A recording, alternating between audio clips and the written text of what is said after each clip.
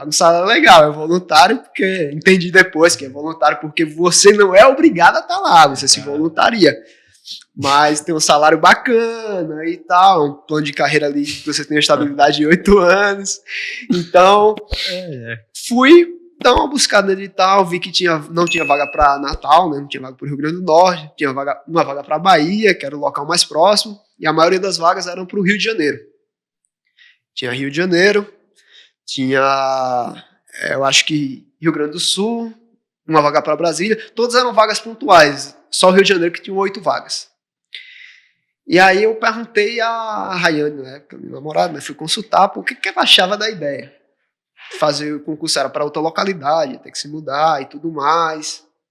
Ela foi bem aberta, né? Aí eu, quer saber? Eu acho que eu vou estudar, vou dar uma olhada nas matérias, né? Vi que era bem diferente, muito diferente do CPC, então acabei tendo que dividir um pouco a atenção entre o doutorado, o CPC e o SMV.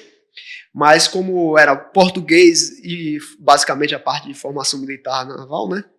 Você tinha menos carga ali de disciplina, dava para dar uma enxugada. Quando tivesse mais próximo da prova do SMV, eu focava um pouco mais na prova do SMV. E aí eu escolhi fazer para o Rio de Janeiro, porque tinham mais vagas, eram 8 vagas, eu acho que na época eram 8 vagas, e chamavam 3 vezes o número de vagas, né? Então ia chamar 24 vezes o número de vagas para a prova de títulos. E aí eu já tinha mestrado, já tinha artigo, enfim. Eu acabava tendo uma certa vantagem sobre o pessoal que acabou de graduar. Isso era lógico. Então, se eu fizer isso aqui que tem uma vaga, eu tenho que ficar entre os 3, né, para poder ter alguma chance. Então, aqui como eu tenho um pouco mais de título, eu vou focar no Rio, que são 8 vagas, e aí se eu ficar entre os 24, eu consigo... talvez eu consiga poder subir algumas posições e conseguir a aprovação. E aí foi aí que eu comecei na área dos concursos, foi na área militar. E por isso que eu falo, se não fosse o Engenharia que tivesse me avisado do SMV, eu talvez não tivesse vindo para o Rio. Poderia saber em algum outro momento, mas para outra localidade. Quem sabe? Só para deixar claro, né, que não sabe, o Engenharia é o antigo nome do concurseiro 01, a gente chamava Engenharia antes, agora é concurseiro 01. Exato. É um nome bem criativo, né? Porque saiu da época de engenheiros da Marinha, daí pensaram no nome Engenharia, bem criativo, foi muitas horas de pensamento, reflexão, um engenheiro bem criativo botou o nome de Engenharia. Exato. Mas enfim, fez o concurso do SMV, estava estudando para o CP100. Estava também. Tu estudou para o SMV, como é que foi esse seu estudo para o SMV, para ser aprovado? Ele foi tranquilo, como é que foi? Foi um pouco... Mas eu foquei um pouco mais próximo da prova. O que acontecia? Eu tinha ali em torno de 4, 5 horas diárias líquidas, né? Livres. Então, eu estudava ali umas 3 horas, basicamente, para o CP100, que acabava tendo uma carga horária maior, e 2 horas líquidas ali diárias para o SMV. E no fim de semana, que acabava tendo tempo mais livre, eu incrementava mais. Tentava estudar umas 3 horas e meia, líquidas ali para o concurso. Isso quanto tempo antes da prova? Cara, isso foi pós-edital. Pós-edital, 2 meses. Isso, exatamente. E aí, é bom essa informação, porque tem muita gente que faz isso, né? Estuda para o CP100 e para o SMV ao mesmo tempo, para o EOEAR, assim, outro concurso para engenheiro, e para o SMV. E aí o SMV é mais, de certa forma, mais tranquilo de passar. A gente tem que falar que é uma porta de entrada mais acessível. É mais acessível. E aí, saber calcular e dosar, né, esse estudo é interessante. Eu acho que você fez um bom planejamento para isso. Aí você estudou 3 horas por dia para CP100 e 2 para SMV. É um horário que eu tinha disponível, né? Então tinha que ponderar ali. Como o CP100 acabava você tendo uma carga horária maior de disciplinas, porque além das disciplinas que você tem do ciclo básico, você ainda tinha engenharia. Então, basicamente, é ter o currículo inteiro de engenharia que tu tem que estudar. Então, a carga horária é bem mais pesada. Então, eu fiz essa divisão. E aí, quando estava faltando algumas semanas, estava 2, 3 semanas para a prova do SMV, eu comecei a me dedicar exclusivamente ao SMV. Que você, como tem muitas disciplinas que você requer um nível maior de memorização, né? Você cai português, que você precisa ter em mente várias regras gramaticais, e principalmente a parte de formação militar naval, você tem que ter essa parte de bem memorizada, então escolhi focar. E aí fiz a prova do SMV. Na época teve, eu não sei se foi, não, o resultado saiu, mas as etapas que foram postergadas por causa da pandemia, foi justamente na época da pandemia. SMV que pegou bem o meio da pandemia. Exato. Fez a prova pré-pandemia e daí as etapas complementares foi pós-pandemia, aí Exatamente. E aí eu fiquei em 14º de 8 vagas, né?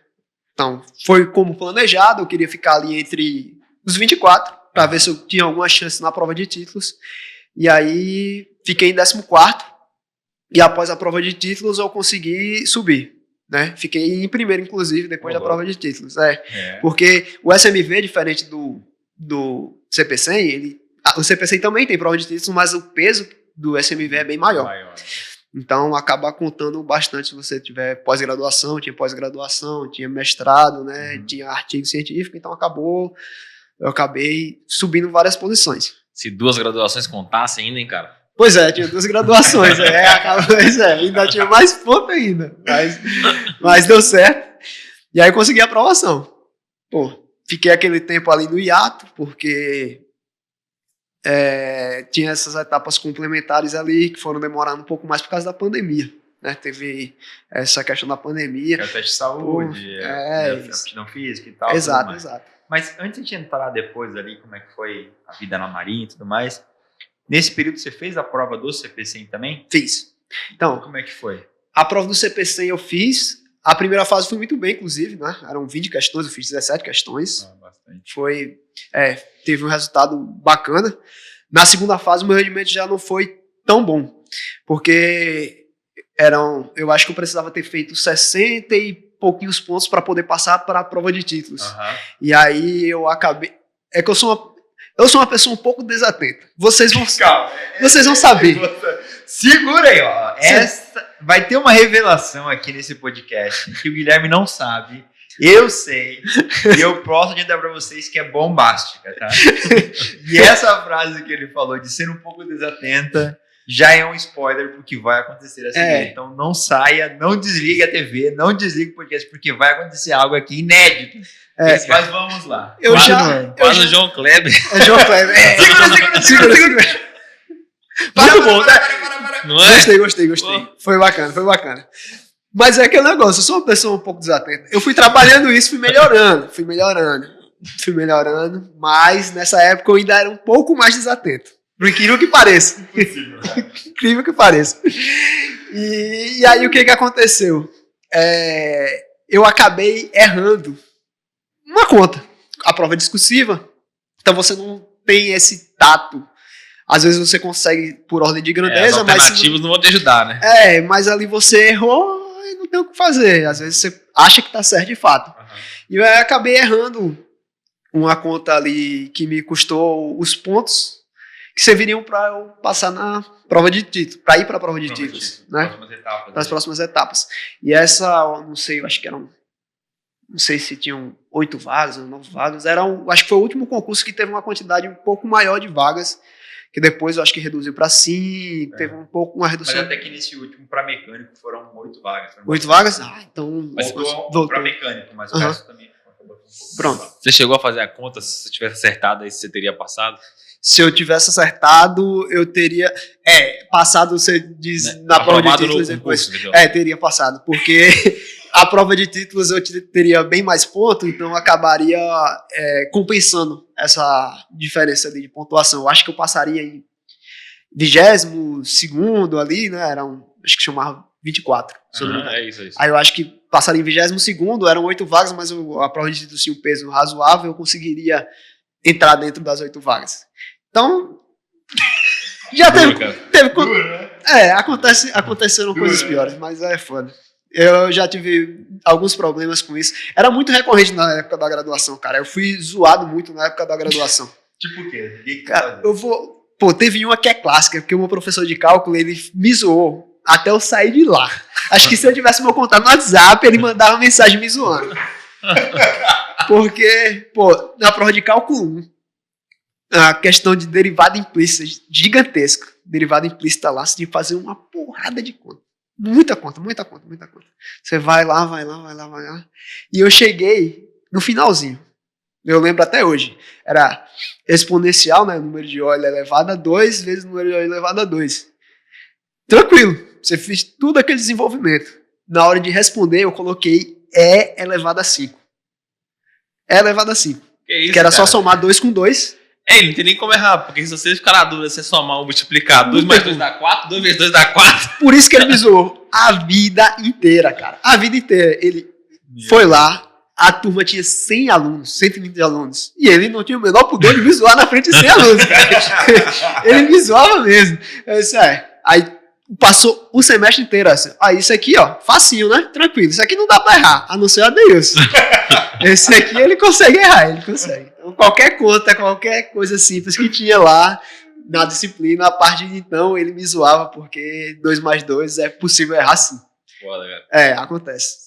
São poucos adendos. É duro. Mas tem coisa pior. Tem coisa pior. Isso aí, tranquilo. Perdi uns pontos ali, mas é algo que você recupera. Tem coisa que não dá pra recuperar.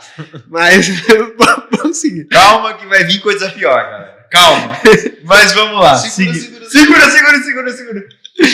Mas e aí? O que você acha que poderia ter feito, obviamente, tirando a questão da tensão ali, no CP100, que poderia ter passado? Assim, até Revisar, a parte né, cara? Talvez revisão, talvez diminuiria, aumentaria sua atenção, diminuiria sua probabilidade de errar alguma coisa básica. O que você acha que poderia ter feito ao longo da preparação que teria passado no CP100 ali naquela primeira tentativa?